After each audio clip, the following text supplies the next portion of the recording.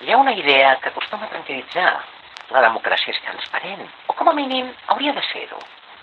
Ara bé, què passa quan la transparència deixa de ser una pràctica i es converteix en una opció?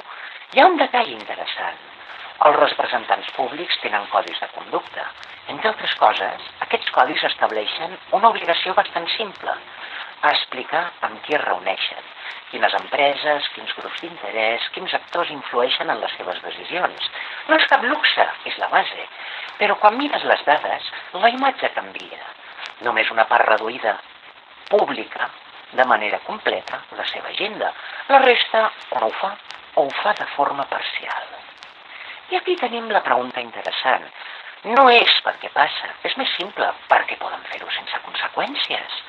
Perquè un codi sense sanció no és una norma, és una recomanació.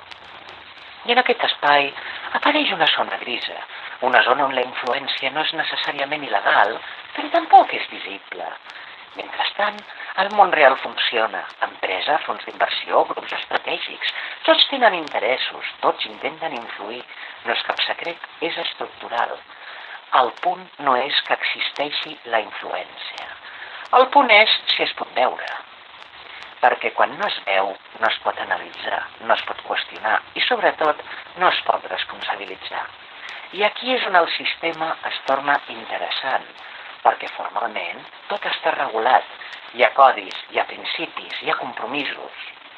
Però materialment no sempre passa res quan no es compleixen. I això genera una situació molt concreta. No és opacitat absoluta, és una transparència incompleta. Suficient perquè sembli que tot és correcte, insuficient perquè es pugui veure tot el que importa. I en aquest punt la pregunta no és si hi ha influència. La pregunta és: quina part d'aquesta influència queda fora del focus?